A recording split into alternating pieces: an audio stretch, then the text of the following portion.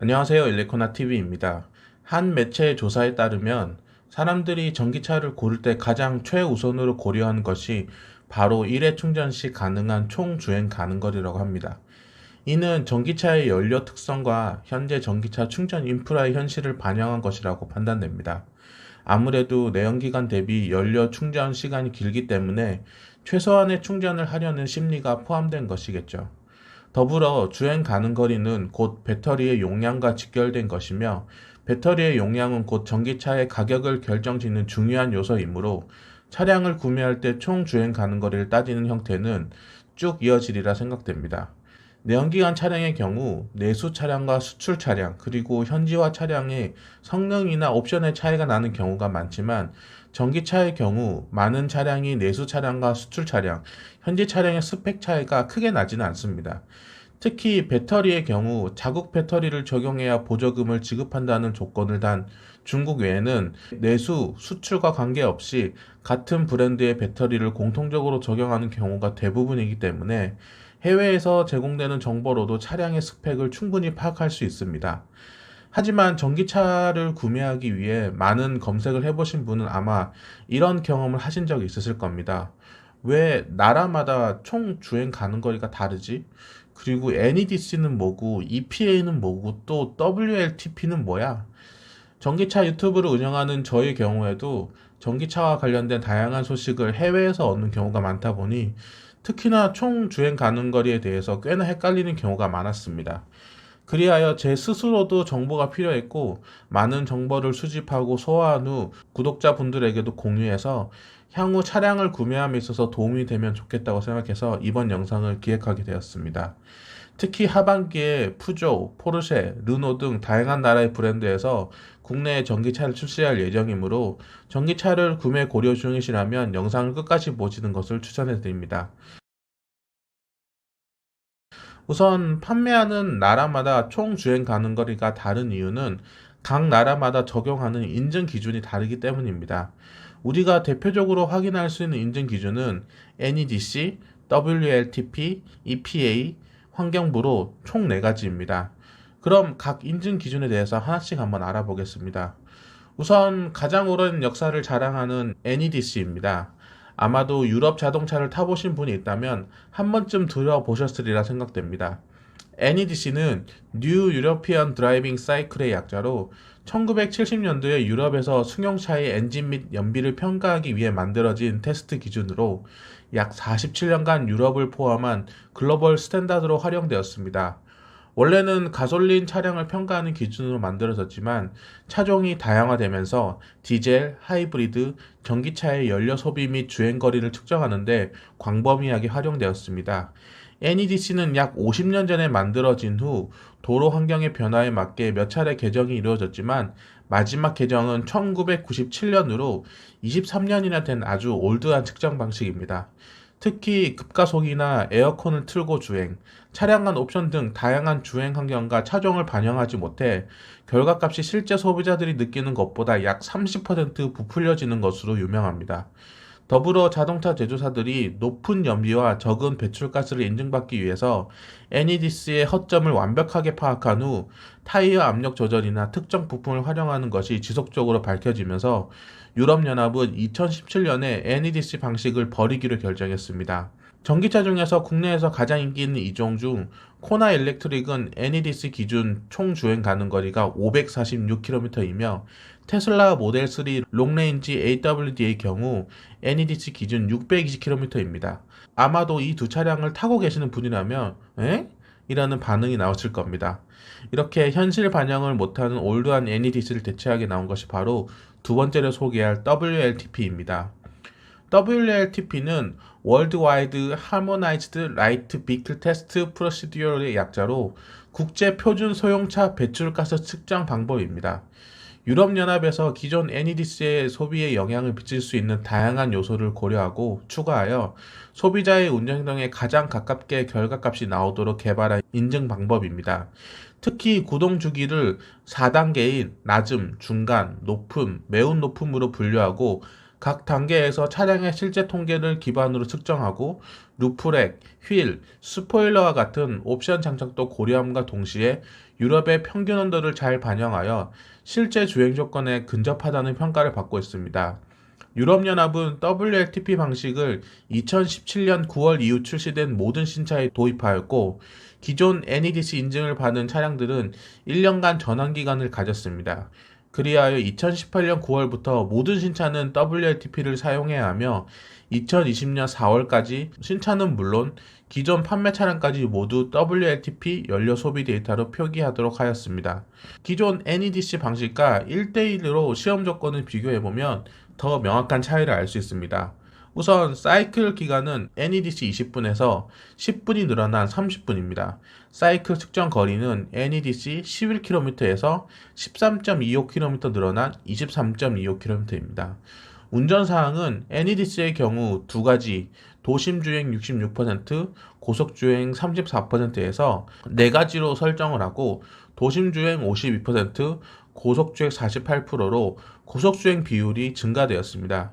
평균 속도는 NEDC는 시속 35km인데 WLTP는 11.6km 더 빨라진 시속 46.6km이며 최고 속도 역시 NEDC는 시속 120km에서 11km 빨라진 시속 131km입니다.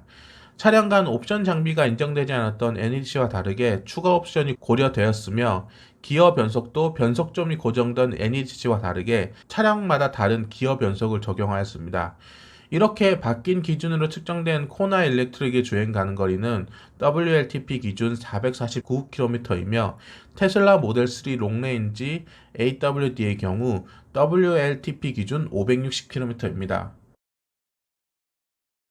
시총 기준 세계 1위 자동차 회사이자 세계 1위 전기차 회사인 테슬라는 미국 회사이기 때문에 우리는 EPA 기준도 흔히 접할 수 있습니다. EPA는 Environmental Protection Agency, 즉 미국 환경보호청으로 우리나라의 환경부라고 보시면 됩니다. 1978년에 설립된 EPA는 내연기관 자동차의 연비, 배기가스 관련 인증을 실시하고 있으며 전기차 주행거리 테스트는 SAE J1634 배터리 일렉트릭 비클 에너지 컨섬션 앤 레인지 테스트 프로시디어 규정을 따르고 있습니다. 이 시험법은 일반적으로 멀티 사이클 테스트 MCT라고도 합니다. 차량의 배터리를 풀 충전한 후 밤새 주차한 상태에서 다음날 테스트를 시작하며 배터리가 완전히 방전될 때까지 연속으로 주행하는 것이 특징입니다. 특히 전기차는 냉난방이 모두 배터리에서 이루어진다는 것을 고려하여 도심 고속모드로 주행을 하고 측정 값의 70%만 결과치로 도출하고 있습니다. 이런 EPA 기준으로 측정된 코나 일렉트릭의 주행 가능 거리는 415km이며 테슬라 모델 3 롱레인지 AWD의 경우 518km입니다. 최근 테슬라 모델 S 롱레인지 플러스가 EPA 기준으로 402마일, 647km로 주행 가능 거리가 재조정되어 세계 최초의 400마일 이상 가는 전기차가 되었습니다. 주행 가능 거리가 기존보다 상승한 주요 원인으로는 경량화로 인한 무게 감소, 공기 저항을 줄인 에어로 휠과 회전 저항을 줄인 타이어 적용, 후면 AC 유도 장치를 기계식 오일 펌프에서 전기식 오일 펌프 교체를 통한 윤활 최적화, 회생 제동과 물리 브레이크를 결합해 차를 정차시킬 때 회생량 극대화한 홀드 적용이라고 합니다. 자, 이제 마지막으로 우리가 가장 많이 접하는 대한민국 환경부 인증입니다. 전기차 주행거리 인증을 담당하는 환경부가 자체적으로 측정한 것은 아니며 자동차 공해연구소, 자동차 부품연구소, 자동차 성능시험연구소, 에너지기술연구소 등 허락된 기관이 시험 성적서를 제출하면 인증하는 형태로 이루어지고 있습니다. 먼저 시내주행 모드인 CVS 7호 모드와 고속주행 모드인 HWFET 모드로 측정하며 전기차 온도나 배터리 상태에 따라 주행거리가 편차가 큰 것을 감안해서 측정거리의 70%만 인정하고 있는데 이는 EPA의 영향을 받은 것이라고 합니다. 특히 시내 모드를 측정하는 CVS75 모드는 FTP75라고도 불리며 75년도에 만들어진 LA4 모드를 변형한 것입니다. LA4는 미국 LA 시내를 17.8km 달리는 상황을 가정하고 시속 34km로 42분간 출발, 가속, 감속, 정지를 여러 차례 반복하며 측정합니다. 고속 주행 모드를 측정하는 HWFET 모드는 하이웨이 퓨얼 이코노미 테스트이므로 이 역시 FTP75 테스트를 기반으로 합니다. 16.45km를 시속 77.7km로 13분 달리는 것을 측정값으로 도출합니다. 이렇게 측정한 값으로 5사이클, 즉 시내, 고속도로, 고속 및 급가속, 에어컨 가동, 외부 조언 등을 대입해 복합 연료를 산출한 후 시내 주행 55%, 고속 주행 45%의 비율로 반영하여 1회 총 충전 거리를 인증받게 됩니다. 이런 환경부 기준으로 측정된 코나 일렉트릭의 주행 가능 거리는 406km이며 테슬라 모델 3 롱레인지 AWD의 경우 446km입니다. 이렇게 하나씩 알아보고 나니까 머릿속이 더 복잡해지셨다고요? 그럼 제 경험을 예로 들어서 더 간결하게 한번 설명해 보겠습니다. 이건 어디까지나 제가 1년간 경험했던 것을 기준으로 한 것이니 절대적인 것은 아닙니다. 코나 일렉트릭으로 봤을 때 가장 주행거리가 길게 나온 방식은 NEDC의 546km이고 가장 짧게 나온 방식은 환경부의 406km이며 NEDC, WLTP, EPA, 환경부 순으로 거리가 나옵니다. 그런데 코나 일렉트릭을 4개월 타면서 4개의 인증기관이 인증한 총 주행거리를 모두 경험하였는데 이를 계절로 분류해 볼 수 있을 것 같습니다. 우선 NEDC의 546km는 늦은 봄이나 초여름 정도에 에어컨이나 히터를 틀지 않아도 쾌적하게 운전할 수 있을 때 전비에 신경 쓰면서 운전하면 확인할 수 있는 주행 가능 거리입니다. 굉장히 나오기 힘든 주행 가능 거리라고 볼 수 있죠. 그리고 WLTP의 449km는 날씨가 좋아서 배터리의 성능을 최적으로 이끌어낼 수 있지만 에어컨 가동이 꼭 필요한 요즘 같은 여름에 자주 볼 수 있는 총 주행 가능 거리입니다. EPA의 415km는 아무래도 살짝 온도가 떨어지는 초봄이나 일교차가 큰 가을쯤에 볼 수 있는 주행 가능 거리고요. 환경부의 406km는 히터를 틀지 않는다는 가정하에 겨울에 자주 확인할 수 있는 주행 가능 거리가 되는 것 같습니다. 참고로 저의 주행 환경은 시내 주행 60%에 올림픽도로 내부순환과 같은 고속화도로 40% 정도의 비율이며 회생제동은 늘 2단계로 세팅하고 다니고 있고 웬만한 브레이크는 회생제동 패드를 꾹 누르는 것으로 대체하고 있습니다. 세계 여러 나라에서는 각 인증기관의 주행 가능 거리를 비율로 계산하는 방식들이 공유되고 있는데요. 전기차의 경우 온도의 영향을 많이 받는 민감한 차량임을 감안했을 때 고정된 주행 가능 거리보다는 사계절로 예상되는 주행 가능 거리를 대략적으로 파악하는 것이 가장 좋을 것 같습니다. 여기서 꼭 잊지 말아야 할 점은 본인의 운전 습관이나 시내 주행 및 고속 주행의 비율이 다양한 결과값을 이끌어내는 변수라는 것입니다.